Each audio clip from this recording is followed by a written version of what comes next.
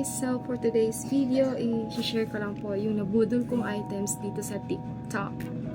Tingnan nyo kung ano nabudol ko. This is from Ceres. Lotion, sabon ni Ceres, ni Reese, ganyan. So, ayan guys. Buksan na natin. So, ayan. Well, ito pala guys, Ceres product, and ngayong araw po ito dumating. So, mag-Tagalog ko or mag-Bisaya. Ano pala ito? 719 pesos. Ayan. Naka-promo kasi sila. So, naka-promo sila ngayon. So, ayan. Tingnan natin ang packaging niya.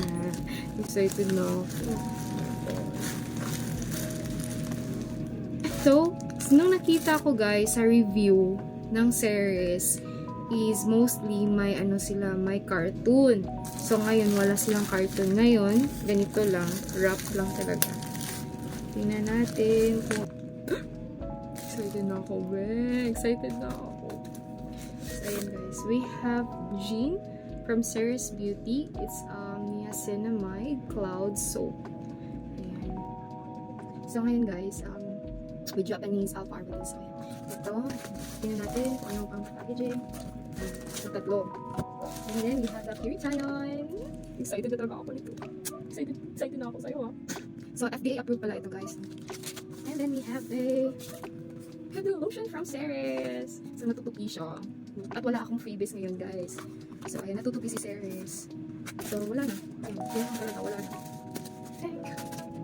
Ayan, Ceres Beauty. So, I have the 3 Ceres Sweet. So, ayan.